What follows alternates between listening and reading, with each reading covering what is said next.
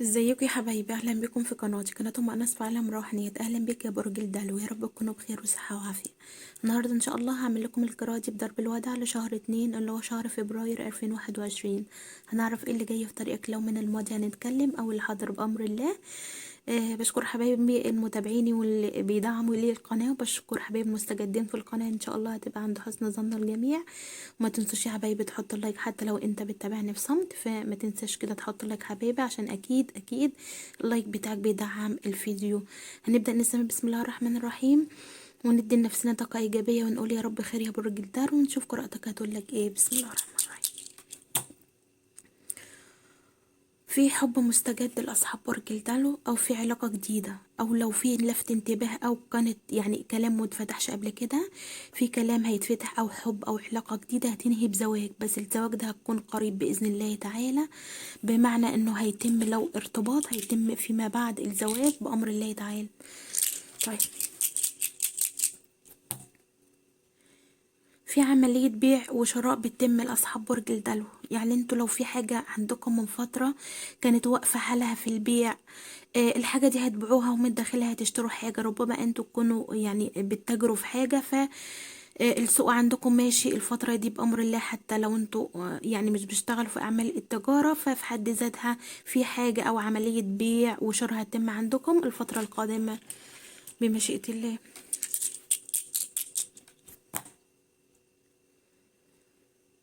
بالنسبة حبايب المتأخرين على الحمل، على فكرة أكتر برج هو برج الدلو. من خلال التعليقات بشوف انتوا أكتر برج متأخرين في الحمل يعني.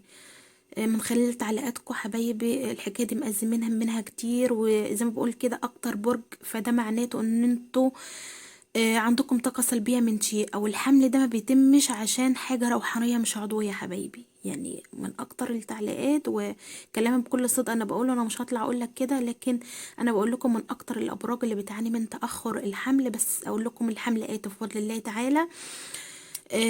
اول حاجه حبايبي ادخلوا على جوجل، مش على يوتيوب، ادخلوا على جوجل واكتبوا دعاء سيدنا جبريل اللي وصى بيه سيدنا محمد. اكتبوا كده دعاء سيدنا جبريل، هيظهر لكم. الدعاء ده طويل جدا جدا، ما اقدرش ان انا اقوله لكم، بس يقال ان الدعاء ده باذن الله دعوته مستجابه. ويقال برضو ان هو هيكون الدعاء ده مكتوب على ابواب الجنة. ربنا كده يجمعنا في الاخر على خير باذن الله تعالى. هو ده اول دعاء هتبقى مكتوب على باب الجنة بامر الله. ادخلوا كده على جوجل، مش على اليوتيوب، اكتبوا دعاء سيدنا جبريل.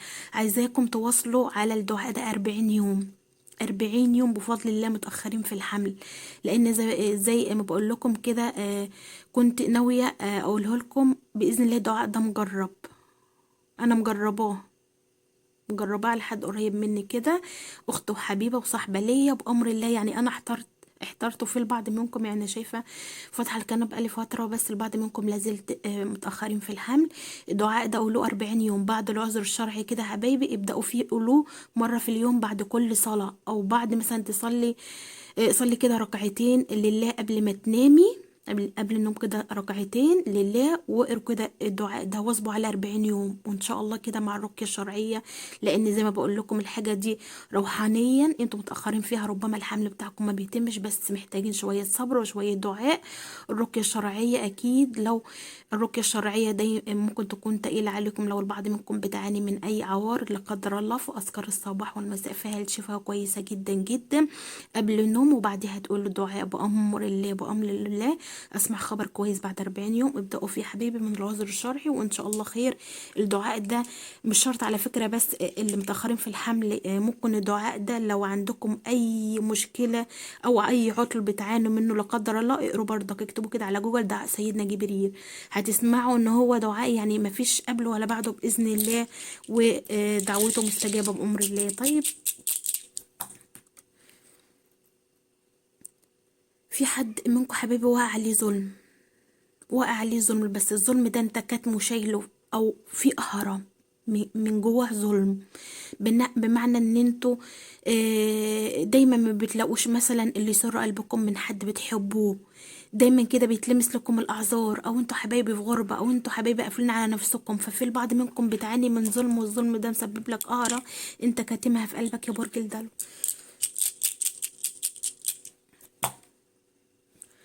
في طاقة مستمرة، طاقة تعب مستمر لبعض منكم. ربما حبايبي ممكن تكون مثلا الهموم والأحزان دي أكتر حاجة بتسبب همدان في الجسم، هي الهموم دي. فلو انتوا بتعانوا من الهموم او التعب اللي مأثر عندكم في جسمكم، عامل لكم كده مش قادرين تواصلوا حياتكم اليومية، يعني فوض امركم لربنا زي ما بقول كده. البعض منكم في تعب باستمرار بسبب احزان، والله اعلم.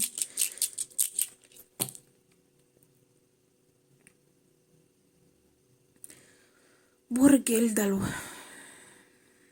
في حد يا برج الدلو انت مؤتمن على سرك، على سر ليك، بس الحد ده زي ما تكون كده يعني ايه بيطلب منك حاجات علشان انت مثلا إيه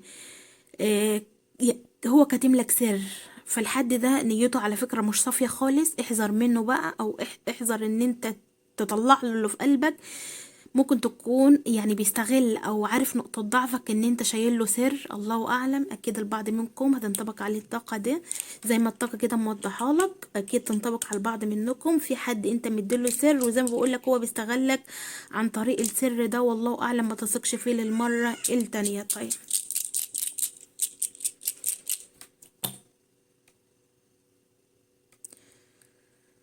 برج الدلو، في اعداء مكيدين ليك، او على الاقل لو هم مثلا بيحبوا كده يعملوا فيك مغرز، بتبقى قاعد في وسطهم كده تحس ان انت مش مرتاح. هم بيبينوا لك كده، على فكرة مش بيحبوا لك الخير خالص. ولو انت في حاجة في قلبك بتقولها لهم فرحة ليك، مش بيسمعوك. انت هتلاحظها لما انا مثلا اجي اقول مثلا ده انا جبت الحاجة، ده انا هقول ده انا هغير، مش بيرد عليك هتغير ازاي وهتروح فين. فهم دول اعداء النجاح ليك، اعرفهم وما تحكيش لهم سرك. يعني بيتكلموا مش مهتمين. لما حد بيحبك يا برج الدلو وبتقعد تكلمه عن حياتك ما بيسمعش ليك، اعرف ان هو عدو ليك، او حد مكيد وجواه الغاز كتير منك. طيب نجاح وتحقيق هدف ليك بأمر الله تعالى. وفي كمان استقرار واستقلال وعلو مكانة، علو شأن ليك. زي ما بقولك كده، ربما تكون نجاح دراسي او نجاح عمل انت هتشتغل عليه او بتشتغل عليه في الفترة اللي جاية بإذن الله تحقق الهدف ده. زي ما بقولك كده علو شأن ليك بأمر الله.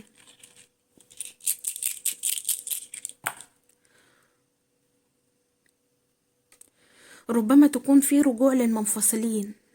ولو انتوا مثلا ما بتتكلموش الفترة دي يا برج الدلو، لو انتوا بتتكلموش، بس عايزة اقول لكم في مشاعر ما بينك وبين الشخص ده، وفي حد واقف له، في حد طرف تالت واقف له، بس هو بيجي عليك.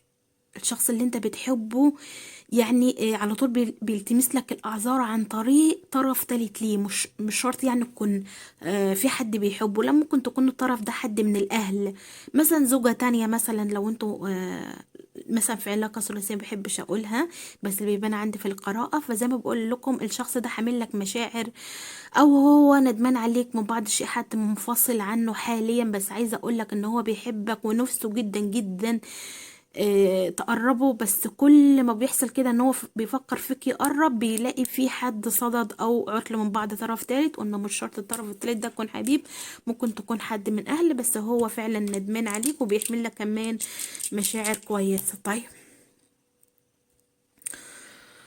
برج الدلو، في البعض منكم داخل او هتدخل تحسين دخل لك او مشروع في انت بتفكر في كده.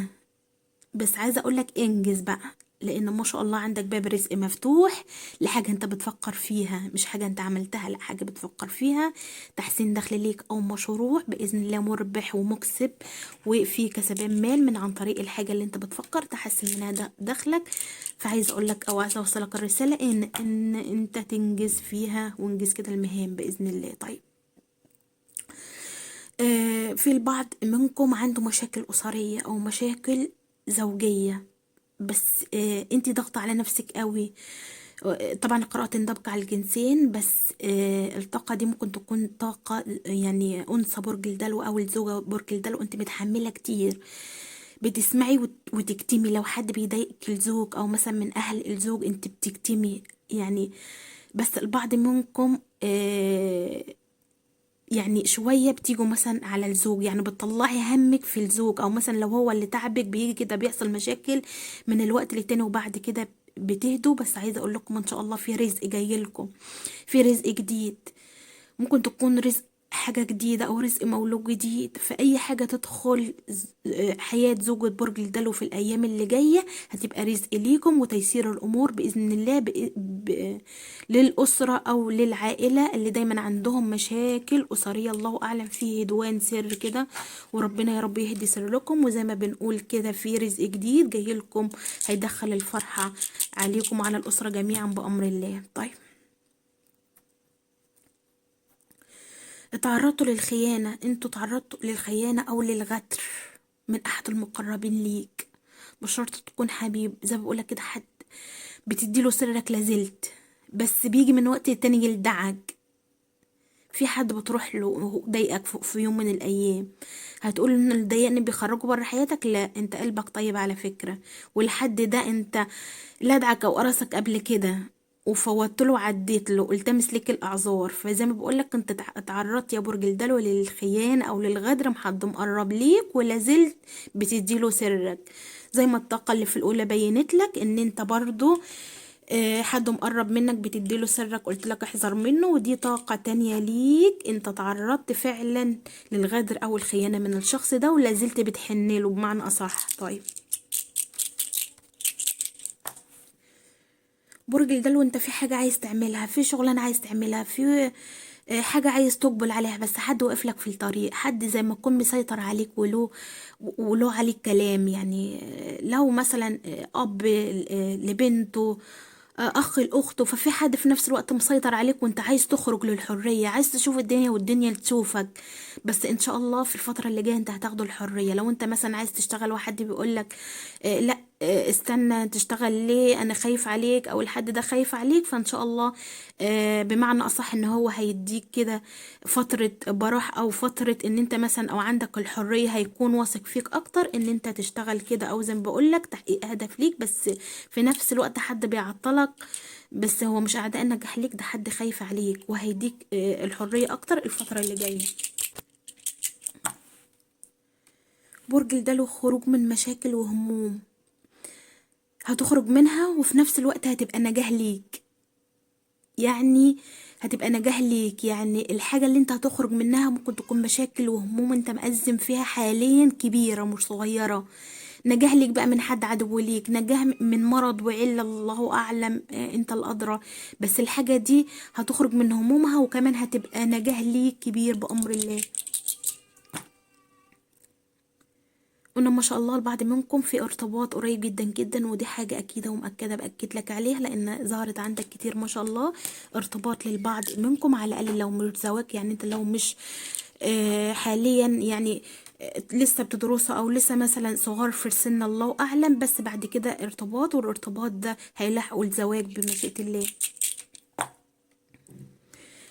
تاني يا برج الدلو احذر من الاستغلال، ما تديش الثقة في حد انت سقطته او حد اتمنت عليه وغدرك، خد منك مثلا اديته حاجة وما رجعهاش، اديت له حاجة ورجعها قليلة، بيستغلك تحت ضغوطات، بيستغلك تحت ضغوطات تاني، اعيدها ليك، لان زي ما بقولك انت حددت له الثقة في الاول، وده الطاقة دي تحذير ليك، تحذير وانذار انك تحذر من الاستغلال ايا كان بقى. طيب،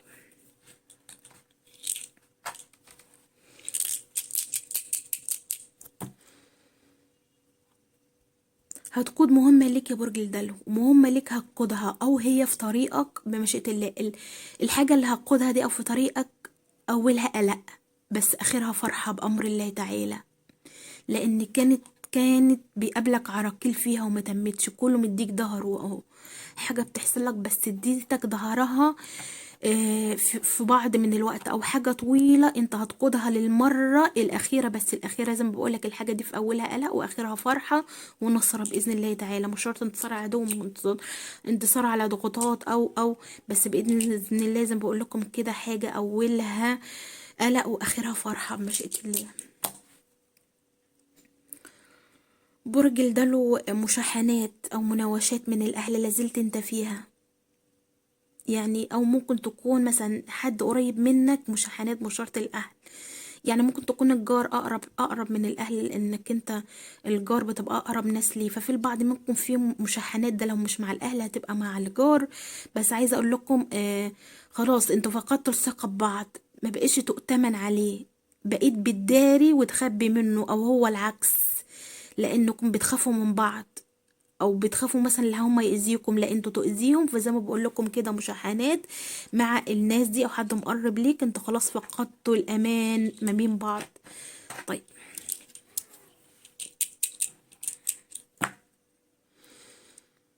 الناس دي يا برج الدلو انت هتثبت لهم، لان انت عندك اثبات معنوي ومادي لشخصك انت زي ما بقولك الناس دول يعني زي ما يكون عدو نجاح ليك، بس بأمر الله انت هتبين لهم وهتبقى انت الأقوى. يعني هتقف كده، حتى لو مش هتقف من بعيد كده، هم اصلا كده كده مراقبينك وعارفين كل تحركاتك.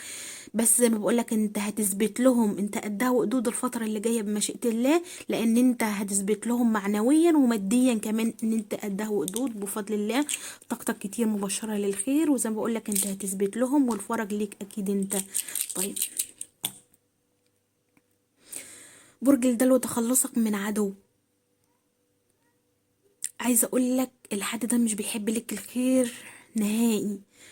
يعني لو هو سألك، هو اصلا كده كده ما بيسألش زي ما بقول لك، هم مش بيسمعوا لك، والحد اللي مش بيحبك ما بيسمعلكش، ده حاجة اكيدة ومؤكدة. بس هم ممكن زي ما بقول لك كده بيراقبوك، انت عملت ايه، انت رحت فين. فزي ما هم بقول لك كده الناس دول انت ان شاء الله انت هتتخلص منهم، تخلصك من عدو متربص ليك. مش شرط متربص ان هو عايز يأذيك، لا ده هو بيراقبك انت بتعمل ايه، انت وصلت لايه. وهو دايما ما بينه وبين نفسه، ما بينه وبين ربنا ان هو تبقى افضل منك، وهو بيسعى على كده، بيسعى في حاجة في المستقبل هو بيسعى عليها لكن هو الافضل. وباذن الله زي ما بقول لك انت هتثبت لهم بامر الله تعالى. الناس دول يا برج الدلو انت حتى انت لو عارفهم مش مبين لهم، يعني او انت لو اكتشفتهم فعلا، اكتشفت الناس دول ان هم عايزينك تبقى هم الافضل منك، انت مفتح عين ومغمض عين. يعني ايه مفتح عين ومغمض عين؟ يعني انت مش مبين لهم، وباذن الله انت هتنتصر على الناس دي قريب جدا جدا، وباذن الله لان انت ما شاء الله عندك مصدر رزق. مصدر الرزق ده اللي هيديك في الثقة، اللي انت الحاجة اللي هتوصل لها بأمر الله. يعني في مال جاي في طريق أصحاب برج الدلو بإذن الله. المال ده ممكن تكون هتستثمره أو هتعمل بيه حاجة، هتعمل مثلا حاجة تكون تديك طاقة إيجابية. زي ايه مثلا زي مثلا لو هتعمل شفاء على نفسك من حاجة، هتغير مثلا في شكلك او في لبسك حاجة، فالحاجة او المال ده هتستثمروها في حاجة هتديكم الثقة فيما بعد. وزي ما قلت لكم رزق كويس جدا جدا جاي للعيلة دي بأمر الله، او زي ما بقول لكم كده للأسرة دي. طيب بالنسبة للعلاقة العاطفية لسه برضو بعيد، لسه برضك مفيش سبب واضح انك تعرف او تعرفي ان هو بعيد ليه. كن بيديك او هو بيديك طبعا قرارات النضج على الجنسين بعد الاعذار. بس عايزه اقول لكم ان الحد ده راجع في يوم من الايام. ممكن تكون انت حد ارتبطت ودخلت علاقة جديدة، بس هو في يوم من الايام هيجي مثلا يقولك احنا هنرد العلاقة او يسترد لك العلاقة. ممكن الله اعلم البعض منكم يرجع لعلاقة تانية قديمة بعد ما ترتبط لحد.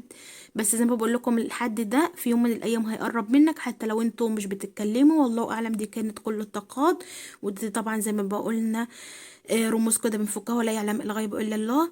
دي كانت قراية برج الدلو شهر 2 اللي هو شهر فبراير 2021، وبالتوفيق لأصحاب برج الجدي برج الدلو اللي احنا قراناه. فاللي انت لو لسه أول مرة تسمعني اشترك في القناة وفعل الجرس على كل عشان يوصلك من كل جديد. بالتوفيق لأصحاب برج الدلو.